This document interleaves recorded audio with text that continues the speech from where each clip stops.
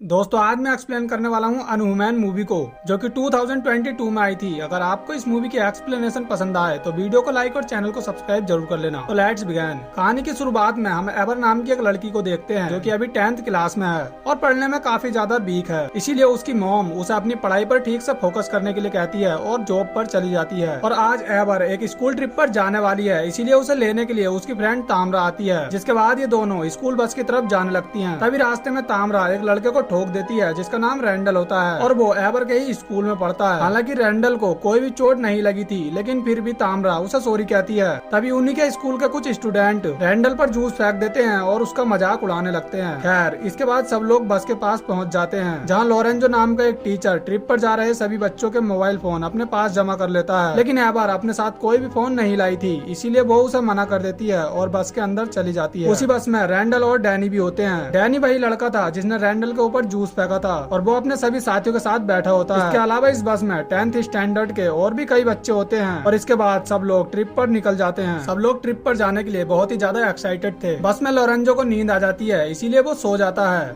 लेकिन जब उसकी आंख खुलती है तो उसे लगता है कि वो गलत रास्ते पर जा रहे हैं, जिसके बारे में वो बस कंडक्टर बैन से भी पूछता है। लेकिन बैन उससे कहता है कि वो सही रास्ते पर हैं। इसी दौरान कोई चीज उनके बस के शीशे से टकरा जाती है और बस का सामने वाला शीशा पूरी तरह खून में सन जाता है, जिस वजह से बैन को कुछ भी दिखाई नहीं देता और वो बस पर अपना कंट्रोल खो देता है और बस एक जंगल में जाने लगती है और उस बस का एक्सीडेंट हो जाता है, जिस वजह से सबको थोड़ी थोड़ी चोट भी लग जाती है। लेकिन किसी की भी जान को कोई खतरा नहीं था। इसके बाद वो रेडियो पर एक इमरजेंसी न्यूज को सुनते हैं, जिसमें बताया जाता है कि उनके शहर में एक खतरनाक वायरस तेजी से फैल रहा है, जिसकी वजह से लोग एक दूसरे पर अटैक करने लगे हैं और इसीलिए सब लोग अपने अपने घर में रहें और घर से बिल्कुल भी बाहर ना निकलें। इसके बाद कोई आदमी इनकी बस के दरवाजे को खटखटाता है और दरवाजा खोलने के लिए कहता है। उस आदमी के हाथ पर खून भी लगा होता है। इसे देखकर सब लोग डर जाते हैं और बैन दरवाजा खोलने के लिए मना करता है। लेकिन लोरेंजो दरवाजा खोलने के लिए कहता है, क्योंकि उसे लगता है कि वो आदमी इनकी बस से टकरा गया था और उसे हेल्प की जरूरत है। इसीलिए वो दरवाजा खोल देता है और उस आदमी को देखने लगता है। लेकिन तभी वो आदमी लोरेंजो पर अटैक कर देता है और उसे बुरी तरह से घायल कर देता है। ये देख बस में बैठे सब लोग बहुत ही ज्यादा डर जाते हैं और वहाँ से भागने लगते हैं। वो आदमी बस कंडक्टर बैन के साथ साथ कई लोगों पर अटैक करता है, लेकिन बचे हुए सब लोग जंगल में भाग जाते हैं। दरअसल इनमें से कोई भी नहीं जानता था कि वो आदमी कौन था और इन पर अटैक क्यों कर रहा था। तभी रैंडल इनसे कहता है कि वो आदमी एक ज़ॉम्बी है और वो वायरस से इन्फेक्टेड है और इसीलिए वो लोगों को मार रहा है। इसके बाद रैंडल उनसे कहता है कि हमें सेफ रहने के लिए जल्द से जल्द एक जगह ढूंढनी होगी ताकि वो हम पर अटैक ना कर सके। तभी ये सुनकर सब लोग सेफ रहने के लिए जगह ढूंढने लगते हैं और एक बिल्डिंग के पास पहुंच जाते हैं, जो कि देखने में बिल्कुल एक आर्ट स्टूडियो की तरह लग रही थी। इसके बाद सब लोग उसके अंदर चले जाते हैं और बिल्डिंग के सारे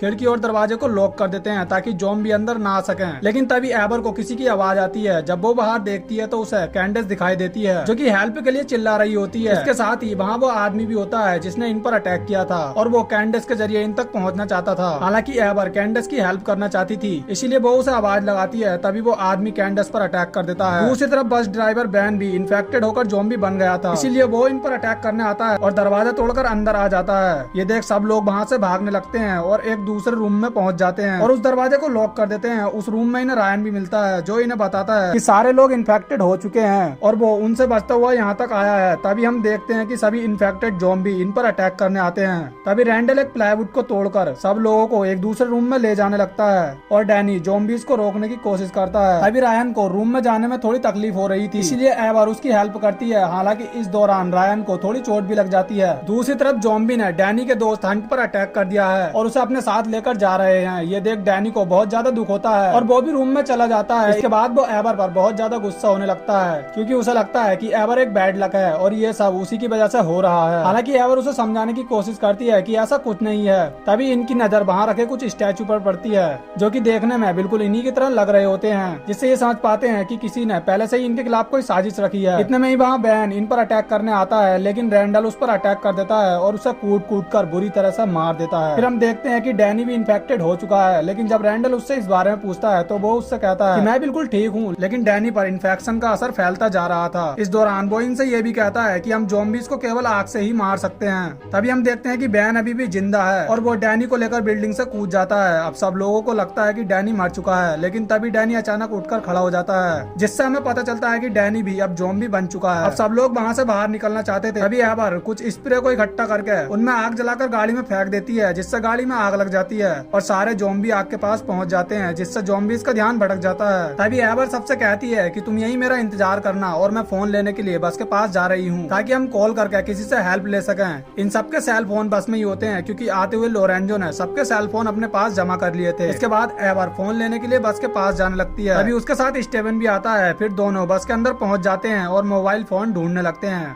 तभी ये देखते हैं कि सारे मोबाइल फोन को किसी ने तोड़ दिया है और वो अब किसी काम के नहीं है। ये देख एबर को बहुत ज्यादा गुस्सा आता है और अब उसे भी लगने लगा था कि सब लोग सही कहते हैं कि एबर एक बैड लक है।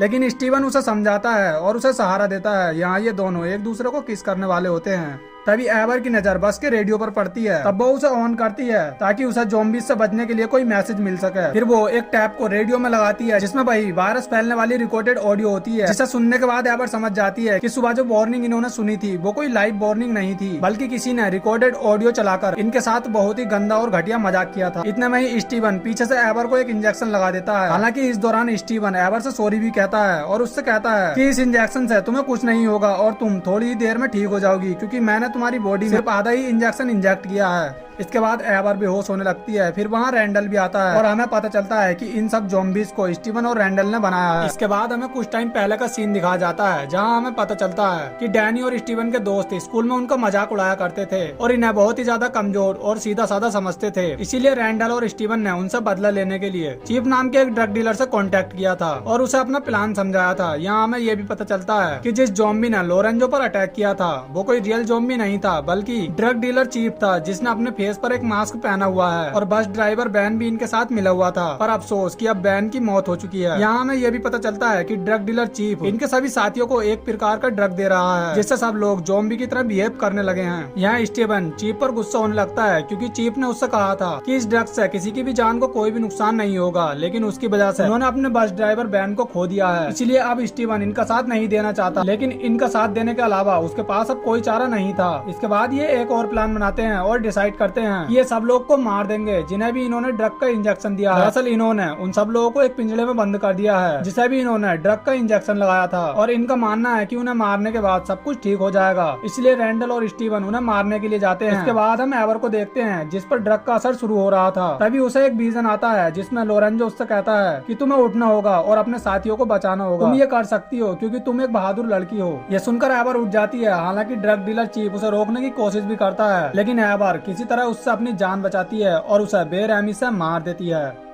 दूसरी तरफ स्टीवन और रैंडल देखते हैं कि ट्रैप में बंद सभी लोगों से ड्रग का असर खत्म होने लगा है और वो बिल्कुल ठीक होने लगे हैं। इसलिए रैंडल और स्टीवन उन्हें दोबारा से इंजेक्शन लगाने लगते हैं ताकि कोई भी होश में ना आए। इसके बाद रैंडल बाकी लोगों के पास जाता है और उनसे कहता है कि सब लोग ज़ॉम्बी बन चुके हैं और वो लोगों को बुरी तरह से मार रहे हैं। इसीलिए अगर हमें उनसे बचना है तो हमें इन्हें मारना होगा, वरना हम में से कोई भी जिंदा नहीं बचेगा। ये सुनकर सब लोग ज़ॉम्बीज़ को मारने के लिए राजी हो जाते हैं और अपने अपने हाथ में हथियार उठा लेते हैं। वो जैसे ही उन्हें मारने के लिए जाते हैं तभी एवर वहाँ आ जाती है और वो उन्हें रोक लेती है। इसके बाद वो उन्हें बताती है कि ये सब रैंडल और स्टीवन ने किया है, लेकिन रैंडल उनसे कहता है कि एवर भी इन्फेक्टेड हो चुकी है, इसीलिए वो उनसे बचने के लिए ऐसा कह रही है। लेकिन सब लोग समझ जाते हैं कि एवर सही कह रही है, इसीलिए तामरा रैंडल पर अटैक करती है और रैंडल दूर जाकर गिरता है। फिर ये वहाँ एक पेंटिंग को देखते हैं जिसमें रैंडल ने खुद को एक हीरो बनाया हुआ है और बाकी लोगों को खुद से नीचे दिखाया है। अब रैंडल की असलियत सबके सामने आ जाती है। तभी स्टीवन एवर के ज़ॉम्बी वायरस का इंजेक्शन लगाने के लिए आता है। तभी डैनी और बाकी ज़ॉम्बीज उसे ट्रैप में खींच लेते हैं। इसके बाद एवर डैनी और हंट को ट्रैप से बाहर निकाल लेती है और बाकी इन्फेक्टेड लोगों को ट्रैप में ही रहने देती है। तभी रैंडल इन पर अटैक करने आता है और वो डैनी को घायल कर देता है।